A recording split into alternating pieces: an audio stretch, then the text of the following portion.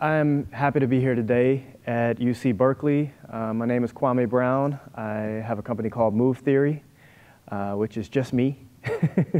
So it's not really a company. It's just more of a collection of the things that I do.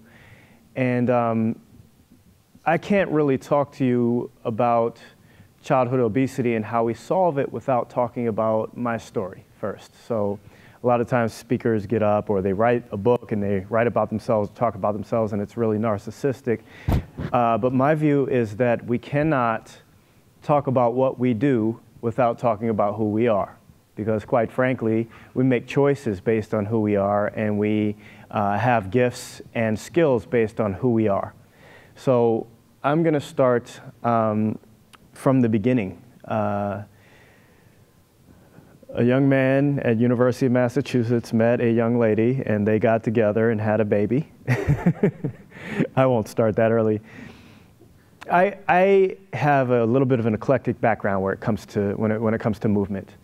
I started out as a child who played outside a lot.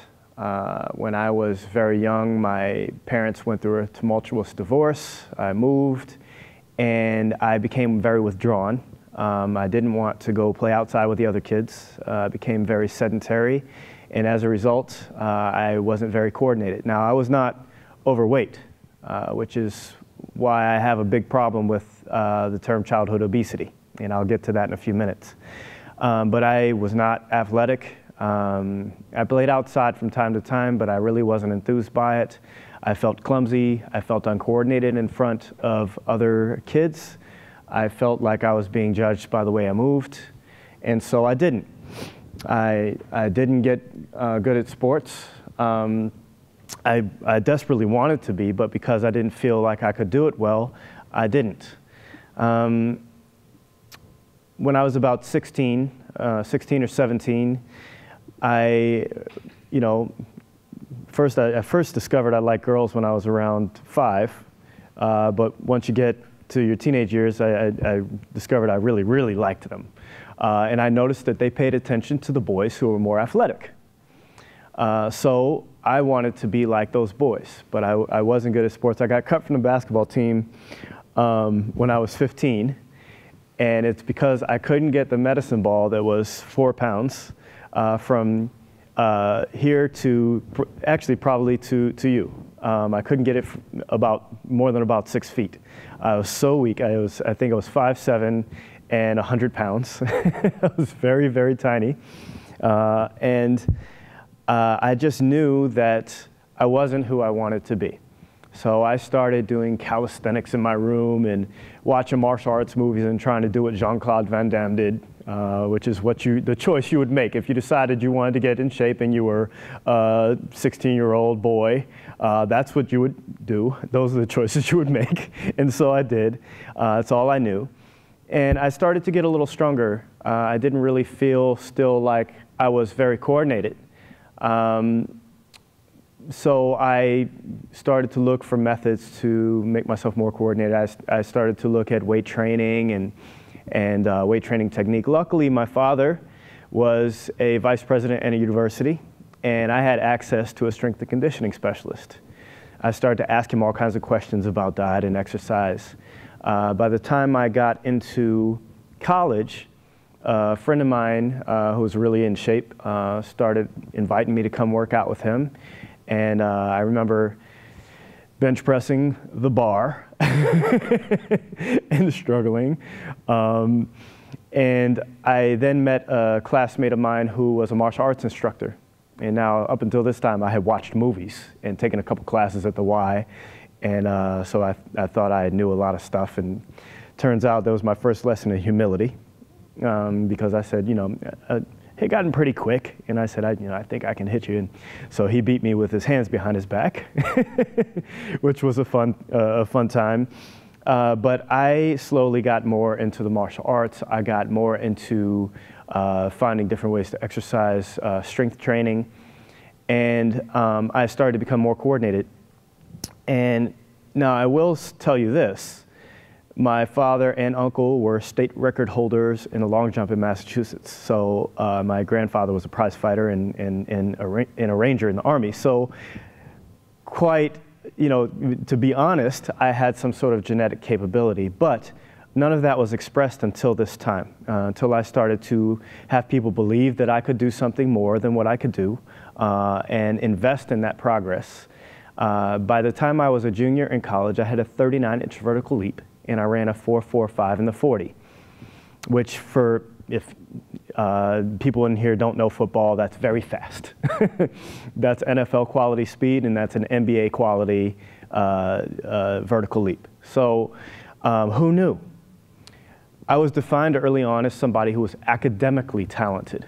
But because I was uncoordinated, I was also defined as someone who was not athletically talented. Because of that, and because of the way we focus on sports as a way for kids to move, I did not move. So that was my first clue in forming what I now call move theory. While I was in the martial arts, I got exposed to the philosophies of Bruce Lee. A lot of people know him from his movies. Okay? But that's not all of who he was. In fact, he studied philosophy. And what Bruce Lee taught me is something I still have tattooed on my right shoulder today, and that's use no way as the way. As one of his philosophies of the Tao of Jeet Kune Do, which was his system that ended up becoming bastardized by several other martial artists, but in reality was a set of concepts to apply to both the martial arts and life. When I heard this phrase, it opened up a whole new world for me. Not only did I continue to explore martial arts and I became a competitive tennis player, I also started to explore dance. I got really good at Latin dance and hip hop. I went after yoga and Pilates. To this day, I'm still a certified yoga and Pilates instructor, as well as a Zumba instructor. And it taught me all the gifts of movement. So now, whereas I started at 16, if you can remember, I just started because I wanted girls to like me. Now I started to find the gifts, both physical and spiritual, that movement could bring, and what it had meant to my life. So I knew at that point that I wanted to somehow study how the brain interacted with the body. I had been shown things that I could do that I never thought possible through my training in the martial arts and through my strength training. So I knew that somehow the spirit, the mind, and the body were interconnected, but I didn't really know how. So I went to Georgetown and studied in an interdisciplinary program in neuroscience. And I started out studying seizure activity during development and moved on to spinal cord injury during development. I was trying to look at all the different ways the system could be tweaked, the system could be affected, and how that interacted with the process of development. So I spent a long time doing that, went to do my postdoc at Miami Project to Cure Paralysis with spinal cord injured individuals with spinal cord injury. And at the same time, I had had a parallel career from the moment I entered grad school in fitness. I became a personal trainer back in 1997-98 and trained a bunch of different kinds of people. They used to send me the hard cases because I had the medical background. So I ended up working with people with all kinds of injuries. And I began to notice that people were disconnected with their bodies. And when I started to ask a lot of these people, you know, I would watch them squat and lunge and push and pull, and quite frankly, I wouldn't cast aspersions like that right now, but when I was young 20-something, I was like, these people are terrible. How could they be so terrible at such a simple movement? Well, when I started to probe and ask these people, they hadn't moved as kids. These people had been non-athletes as children. And now when I was trying to teach them, it took all these teaching techniques to be able to get them to move their bodies effectively. And one day I was, and this is how my mind works, so I will warn you. One day I went back home to my apartment after training some clients, and Back to the Future was on. And Michael J. Fox goes back in his time-shifting DeLorean and goes back and changes the future from the past. So I said, that's what I'm going to do. Around the same time, I gave a fitness presentation to an apartment community, and a gentleman asked me to work with his young son. He's an offensive lineman at a local high school. I went in his gym and saw coaches putting goo gobs of weight on bars for young children, 14, 15, to lift. They did not look safe. So I started working with this football team and getting them a little bit more knowledge about how to more effectively move their bodies. But it really lit a fire into me that I wanted to bring movement to people. I started to see that there were two camps. There were people that were treating these so-called elite youth athletes as workhorses to further their own glory. And another camp that just said, well, if you're not athletic, then you don't need to move. Just use your brain. And I wrote a post blasting Rene Descartes a while back. If I ever meet this guy, I'm going to punch him because he single-handedly destroyed our educational system and also helped to produce childhood obesity. Because he said, I think, therefore I am. This Cartesian philosophy has now separated the brain and the body as if they were ever separate in reality. And it's not really Descartes that did that. So I really don't want to punch him. It's people's interpretation of Descartes' philosophy and a question that he asked himself. What I set out to do was work with kids in such a way that was developmentally sound and movement-based. So when I went to Miami to do my postdoc at Miami Project, I also simultaneously worked with Shula's Athletic Club and Chris Carter, who's a professional athlete that was working with young athletes at the time. And I started to develop programs in fact, one program in particular I took over for Shula's was a childhood obesity prevention program. And I went in to observe the young lady who was teaching it at the time. And I saw kids on leg presses, bench press machines, lat pull down machines, treadmills. And I said, wait a minute, whatever happened to hide and go seek? Whatever happened to just moving and moving in such a way that is intuitive and without the help of a machine and the support of a machine? And they said, huh? So I said, I'll tell you what. The young lady that was teaching it did not want to continue teaching the program. I said, and they were about to cancel. I said, don't cancel it. Let me take this over. They said, do you have time? I said, I will make the time. And so I worked it out with my postdoctoral mentor. She wasn't too enthused that I could go from Jackson Memorial Hospital and travel up to Miami Lakes, Florida, and do this program 3 days a week. And what I started doing with the kids is I started experimenting with the way they moved, experimenting with lunging and squatting and different ways to pull and different angles to pull and push from. And they started to get better, but it still wasn't working.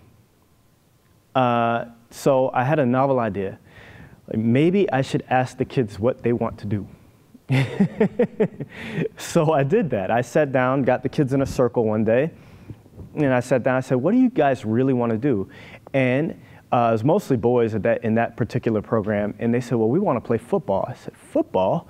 I said, yeah, we want to play football like Madden. It's a video game they played on Xbox. I said, okay, well, we can do that. And so what I started doing was playing football with them. We'd play touch football, but I knew as a neuroscientist and as somebody who knew how important it was to develop movement skills early in life, I knew what they needed, and I also knew what they wanted.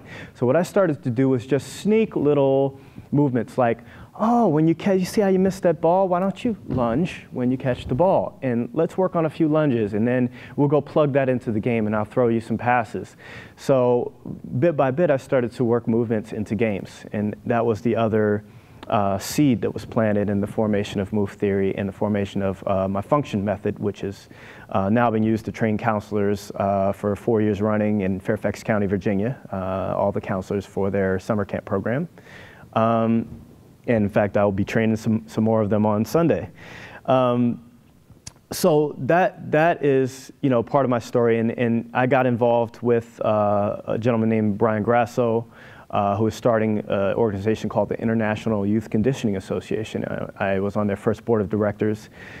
We've now certified, and that organization is concentrated on youth athletics and making sure that things are more developmentally appropriate in that realm. But we've now certified over 1,700 coaches and physical education specialists and trainers around the world. India, South Africa, Australia, New Zealand, throughout the United States, Canada.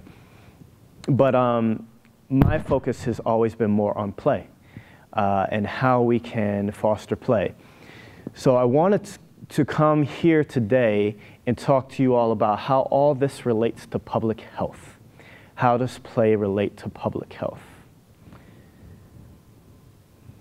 So first, I want to just tell a little bit of the story of a moving brain. And if you go on one of my websites, movetheory.com, there's a video of me telling the story of a child developing in their movement. That was fun. I did that with a small audience out on Whidbey Island off the coast of Washington, which is really, really cool. So I'm not really dressed well. I'm in a muscle shirt and some shorts because I had been outside barefoot all day. But as I'm a baby, I come out of the womb and I have these sort of automated reflexes that slowly turn into things that I may or may not be doing purposefully. But what I am getting for sure is information from my environment with each movement. A lot of times we look at movement as this top-down thing. My brain, this is my sister, Jessica, as this top-down thing where my brain tells my body to move. Well, in reality, that's not the case. Number one, your nervous system does not just exist even in your head. It exists throughout your body. Number two, it doesn't exist just within your body. It exists as a part of the environment, as a part of your habitat, as an interactive part of your habitat. So I'm constantly getting information up, down, up with my environment. And I've got people moving around me, hopefully. I've got people playing with me. I've got people providing me with objects to manipulate and play with. The more information I get, and the more my genetic plan comes into fruition, I start to get up and walk. And I have this intense desire to explore my world. In fact, I have an intense desire to explore and interact with nature, which is something that I hear people say all the time, is kids don't want to be in nature anymore. They don't want to be active. They're lazy. And we'll discuss a little bit more today. That's something we took away from them. That's not something that children naturally gravitate towards, is sloth and wanting to stay inside. Children naturally gravitate towards nature, being outside and being exploratory. So that's who I am as a toddler. I can sum up a toddler in one word. Okay? That is what a toddler is. A toddler wants to interact with everything in its environment. But I'm still egocentric in what I do and in my view of the world. All I know is me and my parents, and I may be aware of other kids in the room, but I'm just aware of my own experience mostly. I know I want to play with this ball. I know I want to chase that butterfly. I was standing outside a few days ago having a conference call, and I was watching a kid chase a butterfly, and he didn't quit for about a half hour until he found something else more interesting. But that's who I am. And my body's going through all sorts of changes. I've got this big old head and this little body. So to turn around, my nervous system, because it's afraid I'm going to drop this big old thing on the floor if I move it too much, so my nervous system now straps my head down to my body, and so I have en bloc movement where if someone calls me, I turn around my whole body, okay?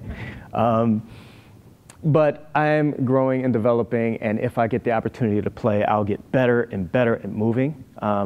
If I'm given the opportunity to pick something up off the ground, I'll get better and better at squatting. If I haven't been swaddled too much as an infant, I'll get better at manipulating my core musculature. So this is what's going on with me, and as my body starts to form more adult-like proportions during later childhood, and my mind lends itself more to interacting with others and looking at myself as part of a group, now I'm getting into group play and team play. I am more adept at movement. I can move my head while I'm running independently of my body. I can resolve with the relationship between my occipital lobe and my associational cortex. I can resolve an arc, so I can shag a fly now.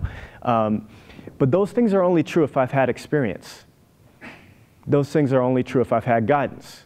Children without guidance and experience do not develop these skills. And if they do not develop these skills, they do not use them. And as I become a teenager, I start to form my own view of what my movement journey is going to be. Whether that is just playing outside with my friends and maybe, you know, ultimate frisbee, whatever, or I'm this competitive athlete, or nothing. But what I want to, the idea I want to convey the most, without telling the whole story of development, because we'd be here for a semester or two, is that there is a genetic plan from here to here, but in parallel, there's interaction between the genetic plan and the environment. So quite obviously, we know at this point that it's both nature and nurture. But what I want to spend most of today talking about is what that nurture needs to look like to make sure that the nature of this child that wants to explore their environment, this child that wants to play and move, is maintained.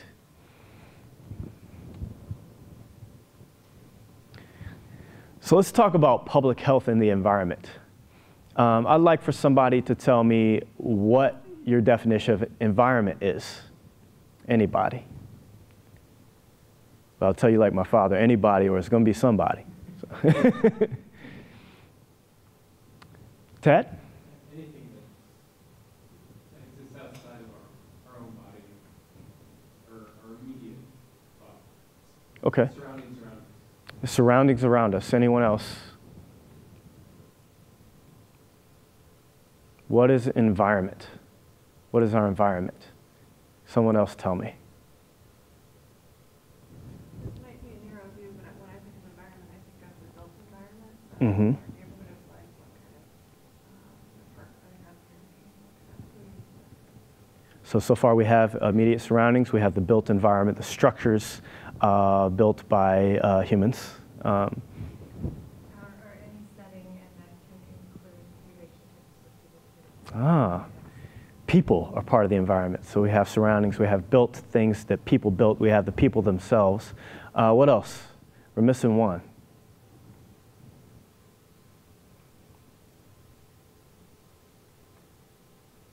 Okay. Internal. My internal environment, especially as I start to acquire language skills and start to interact with others, I start to have this internal dialogue as I move from early childhood to late and middle and late childhood. So my internal, the internal milieu of my thoughts, that is part of my environment as well.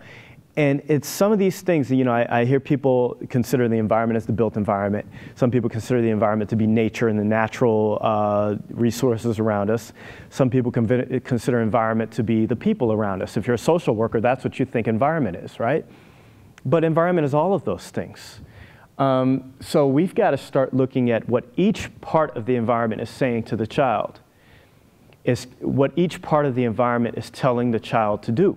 Because that's what we are. We are, every day, a product of our environment. And I think if I keep hitting this mic, John's probably going to kill me. So let's talk about each thing. What do I have around me? What is in my immediate surroundings to use? My wife is a public school teacher, and she came to me last week and said her kids told her they hate the weekend. And she said, "Why do you hate the weekend? You get to go outside and play." I said, "No, we don't. There's nowhere to play. All our parents make us do is just watch TV. They tell us to go watch TV." So now we've had an environment change, and I've changed the environment. I've restricted my child's movement and experience now to say that this is what you'll interact with. Who is in our environment? A bean counter? How many sit-ups can you do? How many push-ups can you do? I don't know how to do a push-up. We're counting nothing. What does my environment look like? What are the built structures in my environment? Do I have this one little patch of grass near me and then traffic? Well, I'm not going to do too much running, am I? So now I don't know how to run. And you're asking how fast I can run a mile. I wanted to move, but you've got me hunched in front of a TV. Does our environment have things to play with? Things that look interesting? Things that I can manipulate and change for me? Things that I can interact with? Does it have people that will play with me. Who else is here? This child has something in the environment, but he's by himself. Okay, so we need the built environment to tell us to play and move. We need the people around us to tell us to play and move. We need to consider ourselves to be players and movers. And we need other people to play and move with. So environmental problems need environmental solutions. So what I want to do today is go through a little bit of what I've been doing, and then what we can do together. I want to talk to you all a little bit as well about what you've done and what you plan to do. Just go ahead. But we've got to start asking, where are the kids that we're dealing with? Where do they live? We talk a lot about what they need, but how much do we talk about what they want? Almost no conference I go to that talks about the childhood obesity problem talks about what kids want. They say these kids need to move. They need to be more athletic. They need to lose weight. What I want everyone to do in here right now, and I don't care how much you weigh, but right now I want you to close your eyes. In the next 5 seconds, I want you to weigh less. Okay, open your eyes. Did it happen?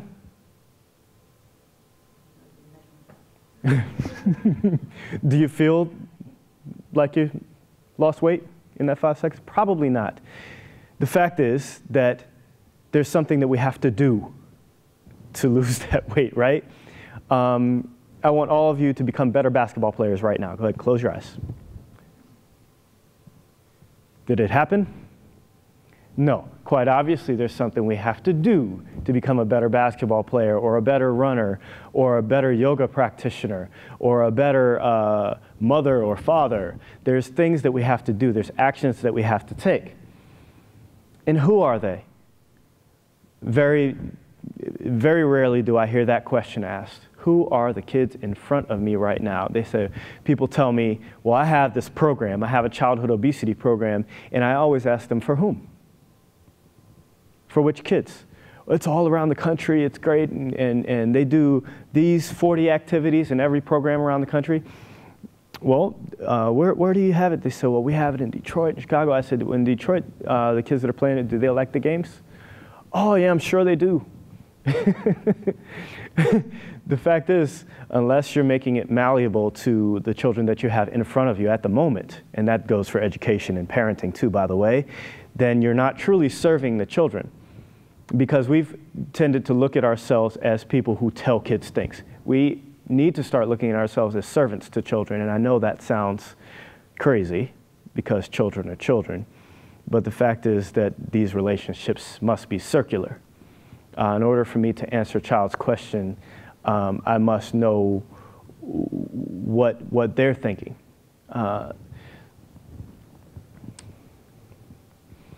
So step one, get rid of base camps. We have all these, I've gone to conferences on play. I've gone to and spoken at conferences on childhood obesity, on public health, and I've gone to fitness conferences, and everybody's got their base camp. Got the base camp for freedom and play. Well, kids just play and be free like when we were kids. Well, guess what? It ain't like that no more. The world isn't like that anymore. We have this perception of danger in our society now that parents aren't necessarily willing to let go of so easily. We have a difference in the way the built structures look in our environment. We have different technology in our environment. So to just say, just let them go out and play, they don't know how. Some do, but most don't. Some know how to play sports. Very few kids, especially after the age of 8 or 9, know how to play outside with their friends. And then a great majority don't know how, don't know at all. They say, well, we don't know what to do. I've done that. I've been in groups of kids, and I always try to have free play. I said, well, you guys can use whatever you want. Well, what should we do? They don't know. I remember we used to decide, kids, if they develop in tandem with their environment and they're given freedom early on, can navigate incredibly well. I remember my friends, we used to always argue about who got ball first when we played football, so we would just shotgun a Sprite, and whoever got to catch the shotgun Sprite got the ball. Problem solved, and we got to drink a Sprite. Yay. People say that, well, if you just feed them natural food, then they'll want to play because that changes the whole psychology of the brain and I'll want to move more, okay? Not enough. Well, they've got to eat less calories. Well, less of what? Oh, they need some calories because they have to move and grow. So that's not a complete solution either. Certainly, some kids need less calories than they're getting, and certainly most need more nutrients than they're getting. They need skill. Absolutely, they need to build skill. But how? We want performance, academic performance, athletic performance. Yes, but how and with what and for what purpose? Well, we need to measure this. Why? Someone asked me once, I said, for your programs, do you measure the decrease in BMI? I said, why? They said, well, how will you know that it works? I said, well, the kids are playing, aren't they? And so, well, how do you know that the kids that are overweight or in the obese category are going to weigh less? I said to someone once, I said, do you doubt that if someone moves more and eats well, that their bodies will streamline according to their genetic code optimally? They said, well, no. Well, how do you prove that your program is the best? I said, I don't care. All I know is that kids play and have a good time in my program that I'm doing with them right now. I know that this person's program over here, kids play and have a good time in their program. There are 300 million people in the United States. Do we really honestly think that measuring BMI and measuring how fast a kid can run after 6 weeks in one program is going to solve our problem? No. What we do is we know enough now. We know enough now to solve the problem. We know that children need to mostly eat food that comes from natural sources. Will we agree on that? Yes? We know that children love to play and they need opportunities to enjoy themselves. Can we agree on that? We know that children need to develop movement skill because feelings of competency, especially once we get to late childhood, will determine whether I continue to move or not. You've all been children. Do you know that? We know that as well. When children are given the opportunity to play, they perform better. Look no further than, well, look further than this, but we can start at an experiment that was done years and years ago, and I can't remember who did it. It's one of my favorite experiments.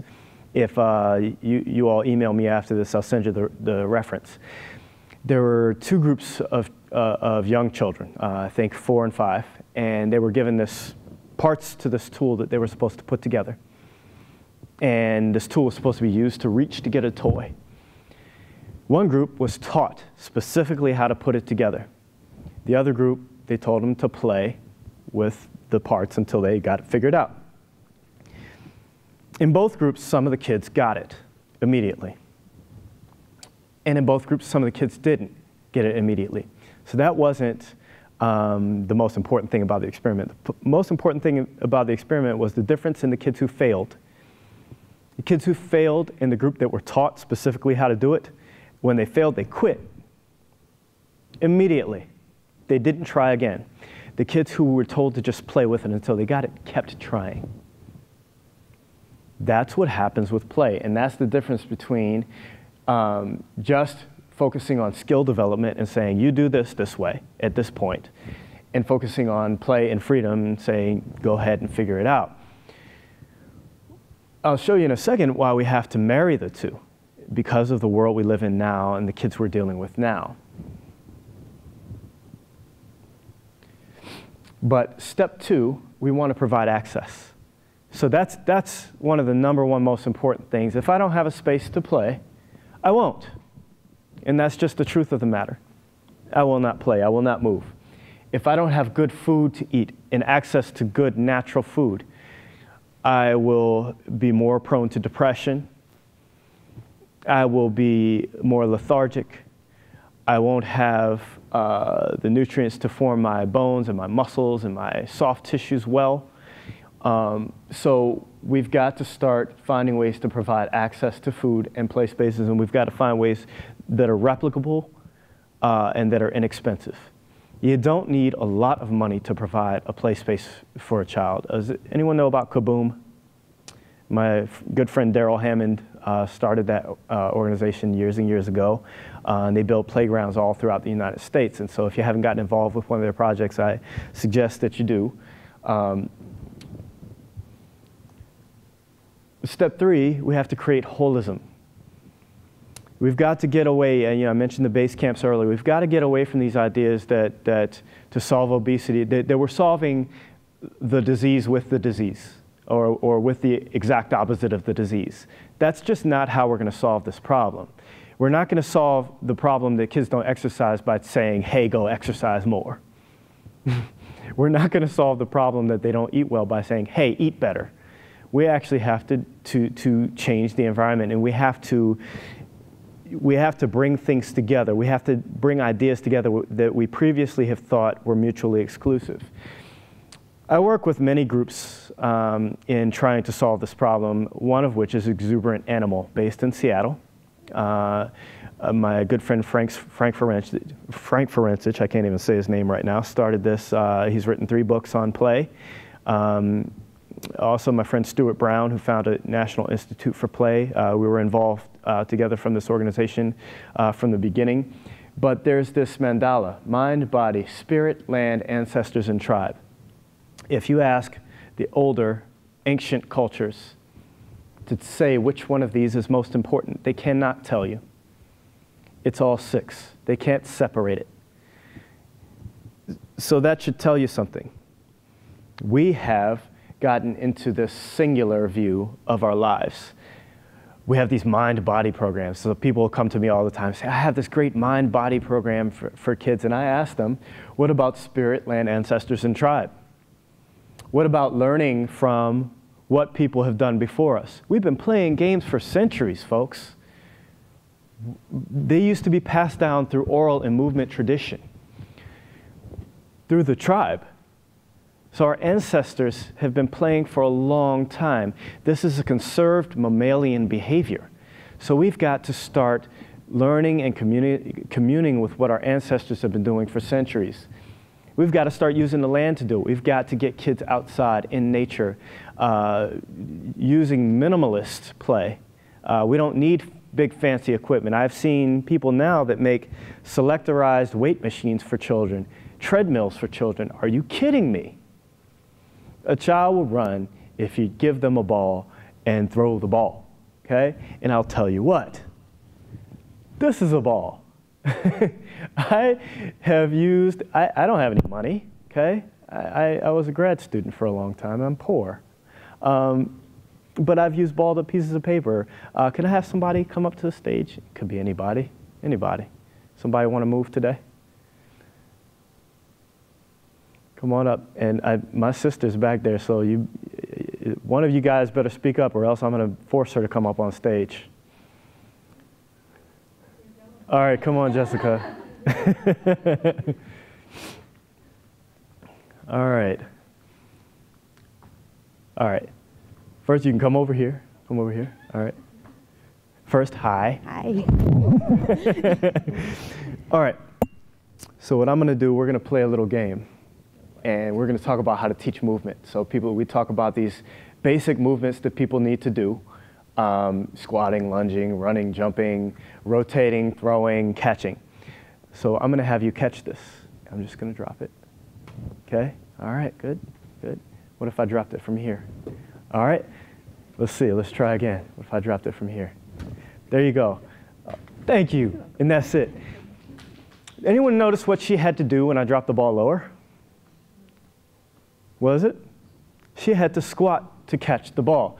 Okay? So it's not so much that I want kids in a room doing 3 sets of 15 squats, which I've seen a lot of programs do, unfortunately.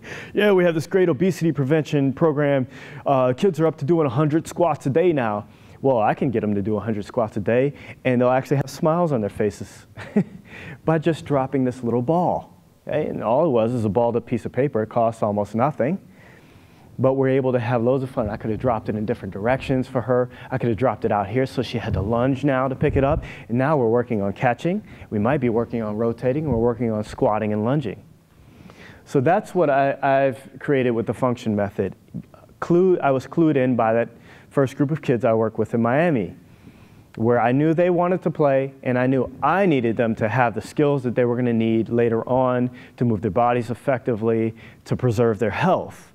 And so we meld the two, okay? We use games to teach skill. And what I've created in this program is an environment where we're talking about being playful, energetic, and we're building competency. And that's what active play is all about. Active play is about building competency through playful exploration and interaction. So think about playful exploration, skill development, and just the words I do this. Instead of coach saying, you do this way. I've seen programs where people say, and I've done programs where I've said, okay, kids, you're going to throw the ball. I want you to put your left foot forward and put your right arm like an L and point this arm and then throw, okay? Well, I could accomplish the same things through play by just manipulating where I put targets. I have a good friend of mine, my friend Angel Matos in Miami. He's a really good tennis coach down there. And he teaches kids different spins on the ball on the tennis court. You want to know how he does it? You want to know, do you? Huh? He has this big, huge frame that he puts over the tennis net, and it spans the width of the court. And he puts teddy bears at different heights and at different parts of the frame. And the kids, if they hit a teddy bear a certain number of times during the semester, they get to take the teddy bear home. And by trying to hit those teddy bears, they learn top spin, slice, short angle, long angles, and they become really good tennis players and become really good at using angles. And all he did was string teddy bears from different heights and have them hit balls. All the kids know is they want to hit the teddy bear. What he knows is that they're building a way to craft a point. So there are ways in which we can get kids what we need them to have, what we know they need, and what they want. This is called compromise. Congress should look it up. So what I've done, and this isn't easy to see here because this is a capture from the function method playbook, is I have 4 themes. Exploratory play, where we're going through obstacle courses, and I'll have, a lot of times I'll have children build their own obstacle course. And what I'll do is I'll march them around the room. And I do wish I had video of all these things and pictures, but I worked in government for the past, actually my whole career up until a couple months ago. So I can't use a lot of the pictures and videos I have because it was being done in schools and they were government programs. So I just can't do it. But I can describe it to you. I'll march them around a room and say, okay, I want you to show me all the things you think can hurt you and how. So right now where I'm empowering them to take charge of their own safety. And then I'll say, I want you to do an obstacle course. I want you to build an obstacle course that's going to give you 4 movements. Okay? I want you to hop. I want you to jump. I want you to crawl. And then I want you to slide. Okay? And I want you to build an obstacle course that's going to have you do those 4 things. And I will give them a few minutes. And they will work together and they'll build their own parts of the obstacle course. And then they'll go through it. And then they'll teach me. And then I might, you know what, I had an idea you could do this too. And they say, oh yeah. And this is a collaborative process. No, they are not sweating up a storm the whole time. Their heart rate's not at 180 beats per minute the whole time. But that's not what this is about. I am much more concerned with what they're going to do later than what they get right now. And that's what we've had as our problem over the past few years as we've tried to solve this childhood obesity problem. because I'm here to tell you, and I mentioned I was going to tell you why I hated the term childhood obesity. We don't have a childhood obesity problem, in as much as the common cold isn't a sneezing problem. That's a stupid name. What we have is a love problem. Children don't love to move. If children love to do something, they will do it, and they will clamor after it. So we have to solve the actual problem that we have. Furthermore, we have spent all our time trying to prevent disease, when this is another play on words I have for you. We have to spend more time trying to prevent dis-ease. I have to feel comfortable, I have to feel skilled, I have to feel competent in what I'm doing in order for me to love it, and in order for me to get there, I have to live in an environment. So this is part of what we're doing with the environment. People talk about competition. Competition is important for kids. I agree. I completely agree with that. And I am at odds with a lot of people that I deal with, my colleagues in the play world. I think competition is important. I think it's important to learn to compete and to get better. I think it's important to learn what it's like to try to get better than someone else. There's nothing wrong with that. So we have competitive games in the function method. We teach those. We also have competitive cooperative games. I need one more volunteer to come up, please. I beg of you. Thank you so much. And this is my lovely assistant. Your name? Bobby. Bobby, nice to meet you. Nice to meet Kwame. you. So I'm going to compete and cooperate with Bobby at the same time. I'm going to have you move away from this a little bit because I don't want you to stub your toe. Okay. And we're just going to grab hands here. Okay. And you can either pick to stand on a leg and a half, or you can stand on one leg. It's up to you. And we're just going to pull each other a little bit, and I want you to pull me off balance. But we're also spotting each other. So if you see me start to fall, help me. If I see you start to fall, I'm going to help you. But I want to knock you a little bit off balance, okay? All right. So we can play around with that. Thank you, Bobby. Give Bobby a round of applause. We can play around with something like that for hours. You know, I've done that with small children, and they will do that forever. They will wear you out because it's exploratory, but it's also competitive. I'm trying to knock them off balance. They're trying to knock me off balance, right? But it's also cooperative. So things don't have to be mutually exclusive, do they? Anyone see the video of the young lady? It was a college softball game, and she ripped her knee apart. She hit a home run, ripped her knee apart at first base. Anyone see that video? I can't remember what school it was. You know what happened? This is college, Division I softball, and this is, I think it was the playoffs. The other team picked her up and carried her the rest of the way around the bases. You know why? Because they understood her and how she felt. They understood what that home run meant. She'd never hit a home run before. And it was her last, she was a senior, so last year in school. They understood what that moment meant for her. And even though they were going to lose the game, if they took her around the bases, they did it anyway. Okay? So that's where competition, we have this weird view of what competition is. This strange view, and we say, you know, competition is about grinding someone else into the ground. It's about subjugating them. It's about showing them who's boss. That's not what competition is about. I used to train, I spent a good time training adults, a good amount of time training adults too. So I used to train this gentleman. It was after hip replacement. He was a ex-pro basketball player who was also a minister. And we were sitting in his rectory one day, and you know, we were talking about competition. He said, "Do you know what competition is?" And now I started to say my opinion at first, but I thought about it. I said, this guy's a 65-year-old minister who's traveled all around the world. Let me just listen to him and see what his definition of competition is instead of mine. You know, at the time, I think I was 31. So he told me, he said, competition is a gift.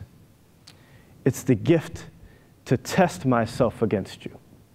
It's the gift to test myself against a situation. I thought that was profound. So I try to give children the gift of competition, but we also give them the gift of cooperation. We can play tug of war where no one falls. We can play tug of war just to give each other a challenge. We can play tug of war on one leg. We can play tug of war in a box with a fox. I just wanted to see if you guys were paying attention. And then there's free play. I've found some of the greatest games that I have in my playbook from kids doing free play. I had kids come up to me one day and said, "Can we wakeboard?" I'm like, "Well, we don't have a lake, and I don't really have access to a boat, so I don't know." I said, "No, no, no, no." Dale and Dean, two brothers that were in my program. I said, "We'll show you. Do you have a towel?" I said, "Yeah, I got a towel." And I usually have ropes with me. It's one of my main pieces of equipment. I use ropes. I said, "No, you grab onto the rope, and then the other kid is on the towel, and then you wakeboard, and you pull them all around the gym." And so me, them, my pregnant assistant, all went wakeboarding in a gym in an elementary school one day. Okay. They also asked me if they could get in the trash can that was on wheels that we used for the Nerf balls and be rolled around, and I said yes, of course. We've done free-for-all dodgeball, yes, dodgeball, absolutely. I do games where kids get hit with things. Heaven forbid. You have schools outlawing stuff like this now. But the fact is, I use what I call function coachable moments to talk to kids about behavior. So it's not, we have this view that in order to solve behavioral problems in schools, we've got to make sure kids don't touch each other, that they don't get into any arguments. That's the worst way to improve behavior in schools. The best way is to allow situations that are relatively controlled where kids will encounter conflict and then help coach them through it, because they're going to have conflict in life no matter how much money they have, no matter what school they go to, even if they go to a prestigious school like UC Berkeley. They're always going to have conflict. So what we want to do is equip them with ways to do it. So I have competitive games. I have games where they are throwing soft balls at each other, and that's fine. We have tag. Sometimes a kid will push another kid. That's my moment to go in. That's an opportunity for me to go in and say, well, how would that have made you feel? I ask children questions. These function coachable moments are all questions, by the way. They're never, you will do this way. It's, well, what do you think would have happened if you had done this instead? We plant seeds. When you ask questions, children think. When you tell them what to do, they stop thinking. So that's what we want. We make sure that movements, and you won't see these well either, it's like squatting, pushing, running, lunging, reacting, throwing, rotating, catching, climbing, jumping are all included in the games. The games are designed to affect positive change in those movement skills. They're designed so that over time, children will build those skills. So what we're doing is using a combination of exploratory, cooperative, competitive, and free. We're using all the movements that a human needs to be able to do to be athletically competent, which is what we want. I'm not looking for athletically spectacular, though you may end up being that. That's what happened to me, okay? It may not happen to every child, but that's not what I'm looking for. I'm looking for competent. There's no reason every child shouldn't be able to throw a ball well. Do you know what people actually mean? You've heard the expression throwing like a girl, which is a stupid expression, and it shows that someone knows nothing about child development. You know what it actually is? Can someone tell me? What am I actually throwing like? A toddler. I'm throwing like a toddler. That's what you really mean. When someone has a throw, they're like, I'm throwing like a toddler because I haven't learned to articulate the parts of my body in sequence yet. It's an immature pattern. It's not a girly pattern, it's an immature pattern. Why do a lot of girls, not all, because I used to work with a young lady that when she was 8 could throw a perfect spiral 30 yards. So it's obviously not all girls, but why do some girls throw like that? What's that? They don't get opportunities to practice. We don't think girls can throw well, so we don't teach them. We don't identify them with that, but plenty of girls can throw well. Just look at the Olympics when they play softball. I think Jenny Finch throws pretty well. What do you guys say? So we've got to get out of this idea that children are defined a certain way, that fitness is defined a certain way. Can anyone tell me what fitness means?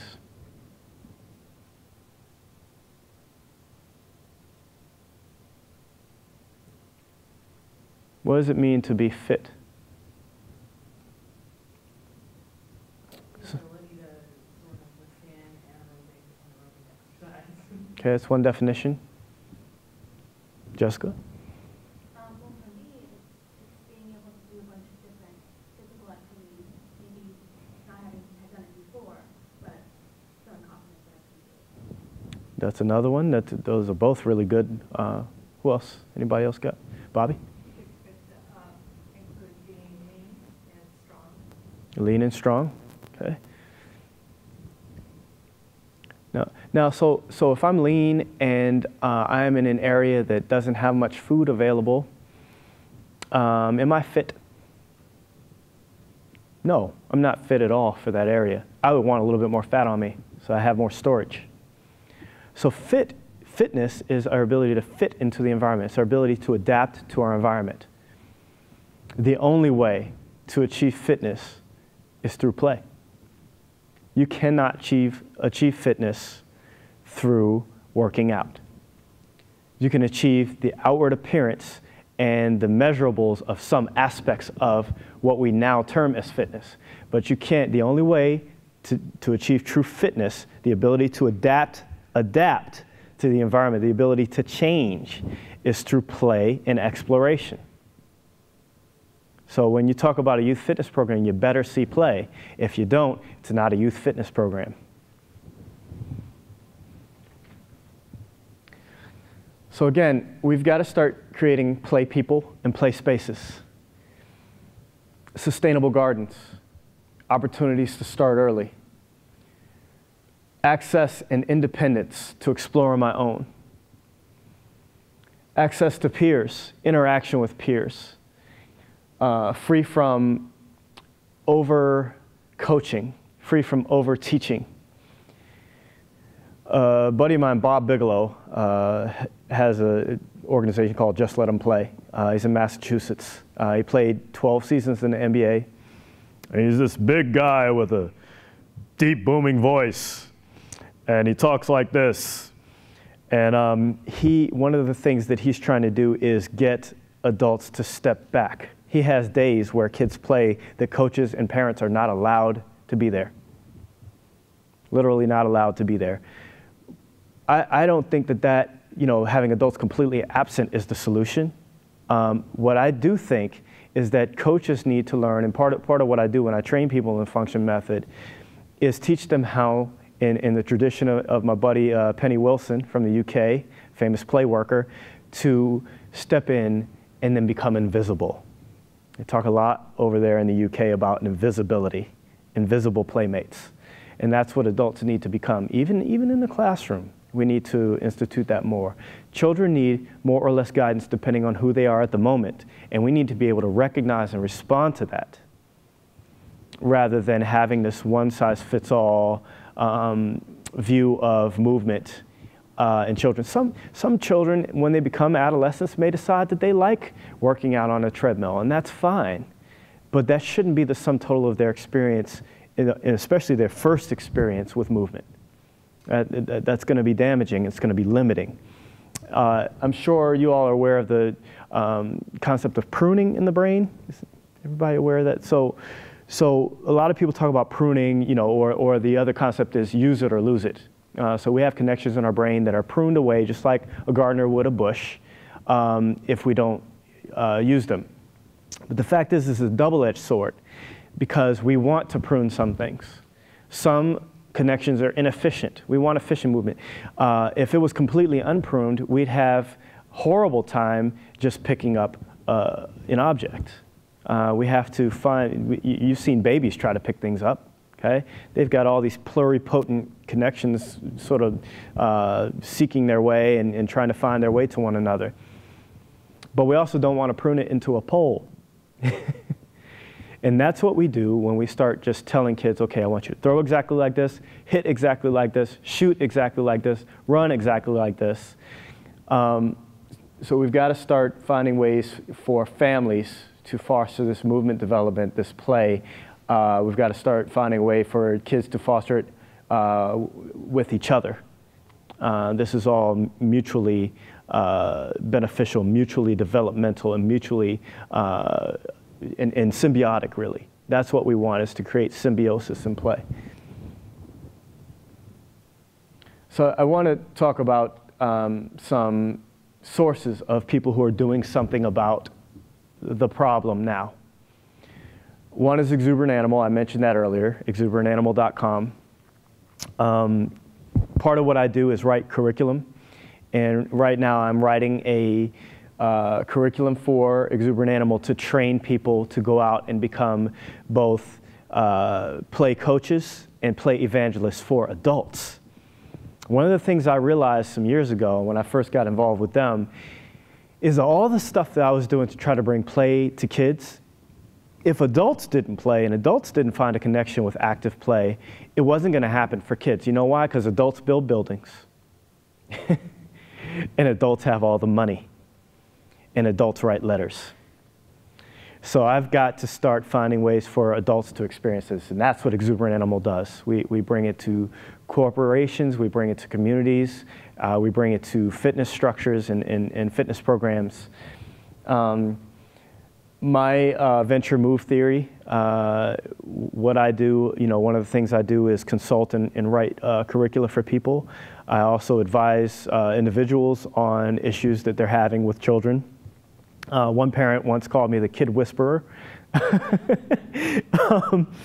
because I'm usually able to figure kids out. And the thing is, there's no magic there. It's my own history. Being a child that didn't really feel like he was listened to much, and didn't really feel like he got what he needed, and being present in the now, and also being a person who likes to ask questions. I like to know what children are thinking. I like for them to talk to me about what they like and what they want. And because I enjoy those things, I tend to get access to information that other teachers and sometimes parents don't get. Because I'm not judging, I'm listening and trying to help them figure out for themselves.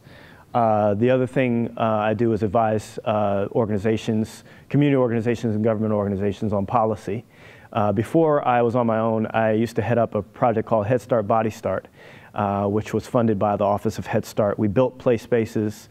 It was a $12 million project. We built play spaces and educated Head Start and child care personnel around the country.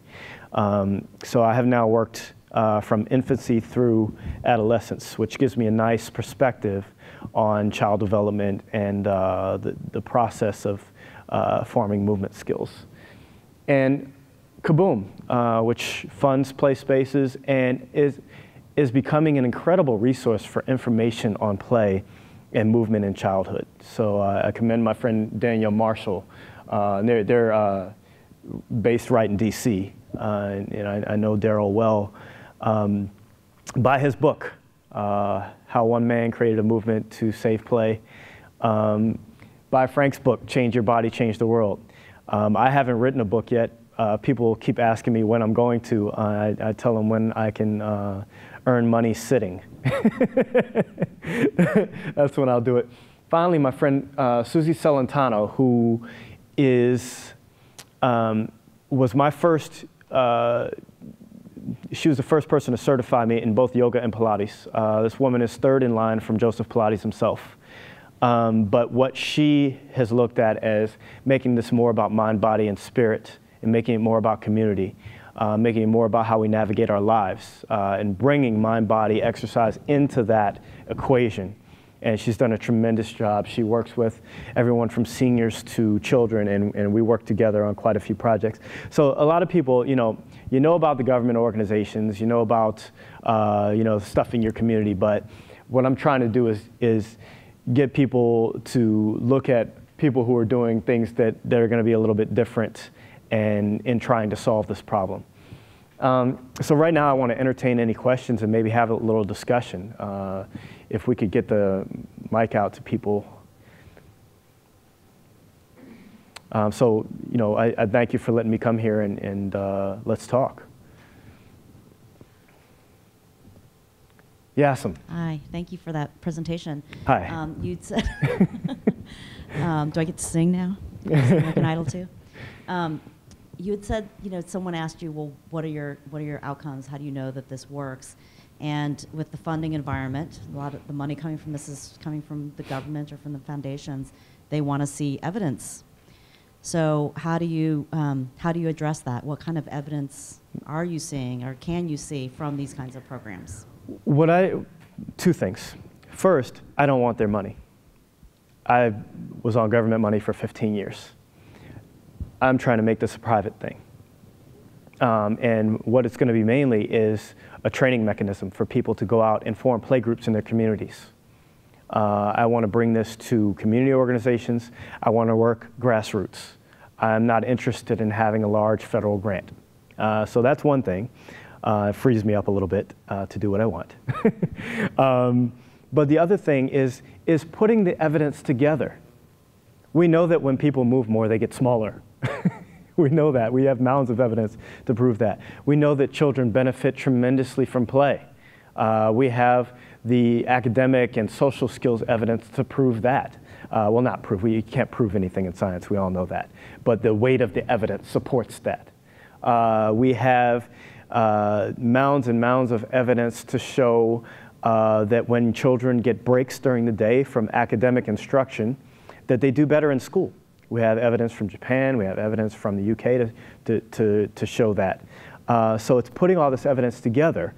And do we honestly think that once we put all those things together that we don't need programs that engage children in playful activity and use moments where we can coach them? I think that those things are obvious to us now. Now, who does that better? Like if someone does the same approach, all I know is that the weighted evidence supports that approach being used. Does someone else do it better? Maybe. And in fact, I think that there may be a couple people out there that do that as well or maybe better than me. But again, we have 300 million people in this country. And I can't remember how many people we have in the world right now. Is it 2.5 billion or something like that? What is that? 7 billion? I was way off. Wow. That is really bad. Edit that out. I'm kidding. You can leave that in. But the fact is we have billions and billions of people in the world. And how can I serve all of them? I can't. So whether my program is better than someone else's, I don't care. All I know is that it's the right approach supported by the weight of the evidence. And if someone else has the right approach based on the weight of the evidence as well, then we can all help. So that's how I address evidence. If I could do a follow-up. Yes. But the folks that you work with, the community organizations, the public health organizations, we work with schools and clinics, in order for them to have people to support these programs and, to have the dollars to do the outreach and get people involved in them, they have to go get funding. Right. And they're under the pressure to say why this is evidence-based and, why it's going to work or not work. And I think that's where it really, you may not need that, but those constituents need it. Well, and it's out there. All I've got to do is, and at some point, when this becomes public record, I can send it to you. All you need is the logic model that was given to the Office of Head Start for the funding of Head Start Body Start. There are grants out there that have already used that logic model. The fact that kids need play and skill development and that their built environment affects them. There have been whole government reports on the built environment and how that affects the impetus to move. There have been whole government task forces on active play in, they don't use that term, but they use physical activity, and physical activity breaks in classrooms. So the evidence is out there. I think it's more routing people to it. So I don't think they should have a problem. They may have a problem getting money depending on the climate of Congress, but the evidence is there. That I'm sure of. And if anyone wants access to the evidence and they want resources, you can email me. I'll give you my card after this, and I will get it to you. I'll get you all the resources you want.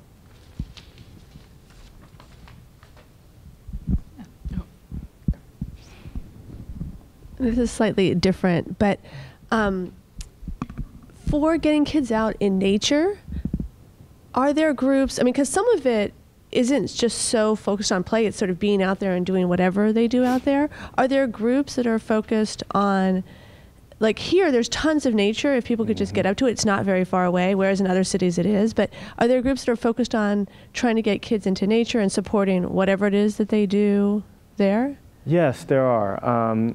Well, I'm sure you know of Richard Louv, since this is an area of interest for you, No Child Left in the Woods. So he interacts with many groups. If you just go on his Facebook page and see all the people interacting there. I know of one individual in particular, my friend Tom Shukaski, who is in New York City, who does nature expeditions for children. He's actually the husband of my friend Ellie Krieger, who has a show on the Food Network, Active Living with Ellie or whatever. She'll kill me that I don't know the name of her show. I watch it, but I don't know the name of it.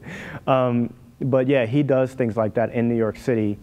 And he, in fact, has tattoos all over his body from when he had a special moment on a nature expedition with children. And he's made himself into sort of a totem for this. So yes, there are groups that do that. Exuberant Animal does it, not specifically with kids, but with adults. And I've done that. I've done that a lot. We have a cross-county trail in Fairfax County, Virginia that spans 40 miles. I can't tell you how many kids and teenagers I've brought out on that trail just for walks or just, to play a little bit on the trees. Thank you. Yes, ma'am. Do you, sure. I don't really do. Do you have any advice for sort of this early specialization that children are doing in sports these days and the level of intensity at such a young age? Yes, stop it. Number one, early specialization isn't necessary, and I cannot for the life of me understand why a lot of parents and teachers and coaches, some, still think it is. Kobe Bryant played soccer most of his childhood. He's a big soccer fan, owns part of a soccer team. LeBron James played high school football. Andy Roddick and Marty Fish, our top two of our top American players, played high school basketball together. Roger Federer and Rafael Nadal and Novak Djokovic, our top 3 tennis player in the world, played soccer competitively until they were 12. Not tennis, not just tennis. Didn't even decide to focus on tennis until then. Pete Sampras played basketball. For the life of me, we have all these. Michael Jordan's main sport was baseball until 10th grade. For the life of me, I can't understand why we have all these elite athletes that have not been specialized, and we think that they have to be specialized. And I think, I will tell you this, I am working on a book. And I will tell you all in this room and on this tape, the title of the book is going to be called Parallels. How ego, elitism, and an obsession with measurement have been at the core of our problems in education and youth sports. And I think that's what we're really talking about. We've had these prodigies that made a lot of money. We have a tight economy.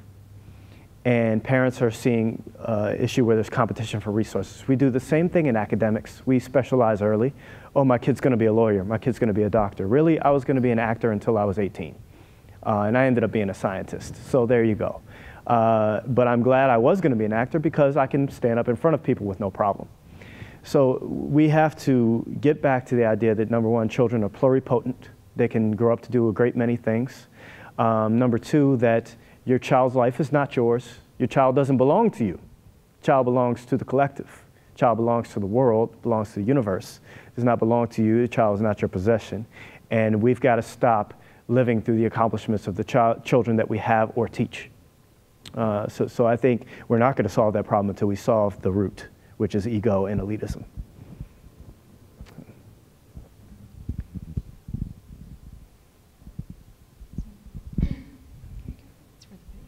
Okay.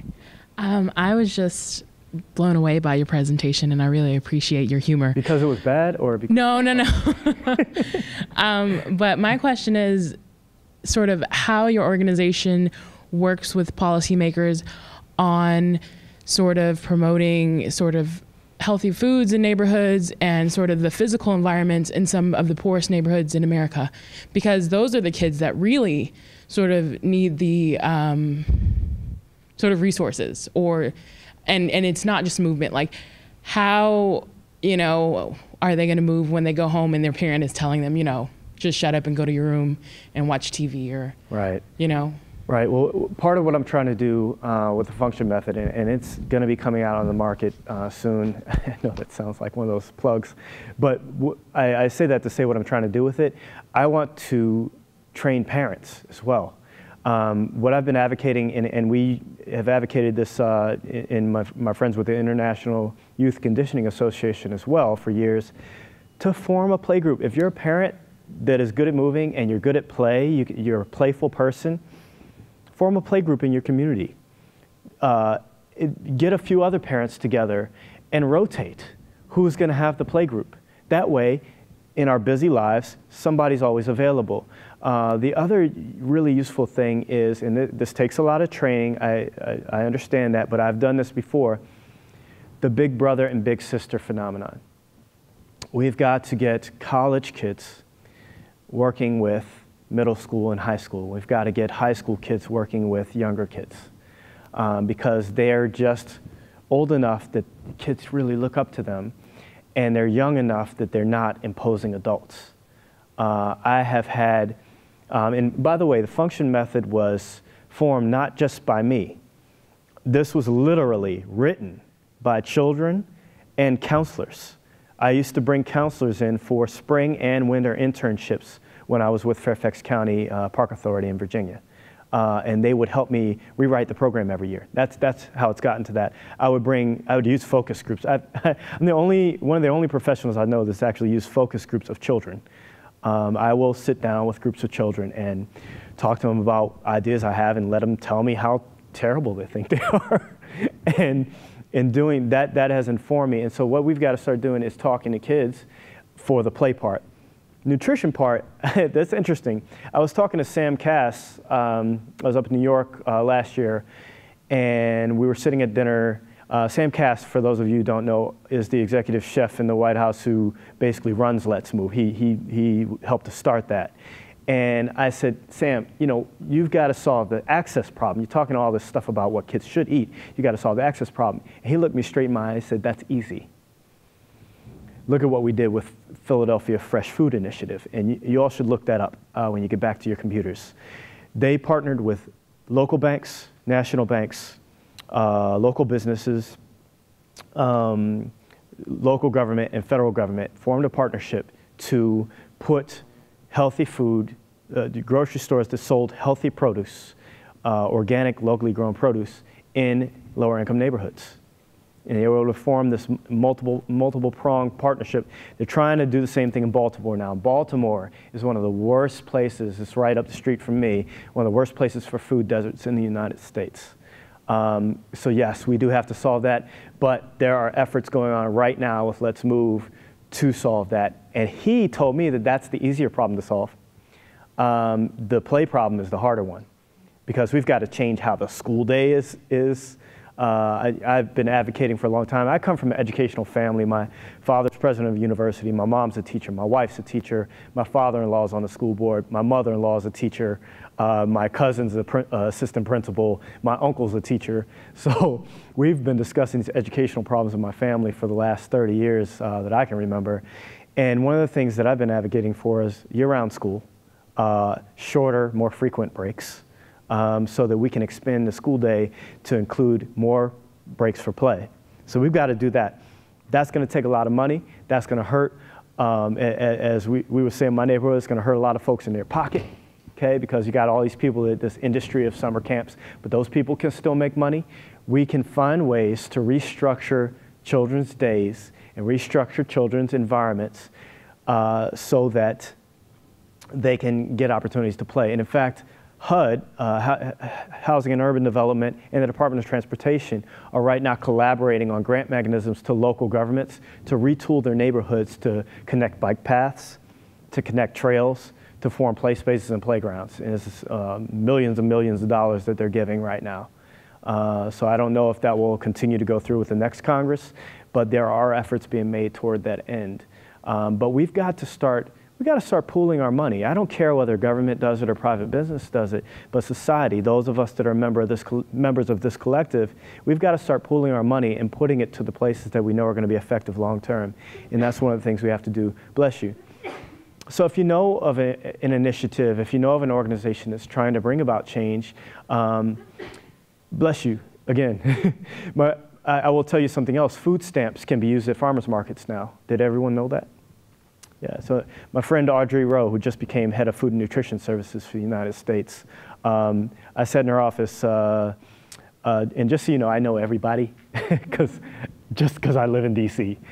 So it's not anything special about me.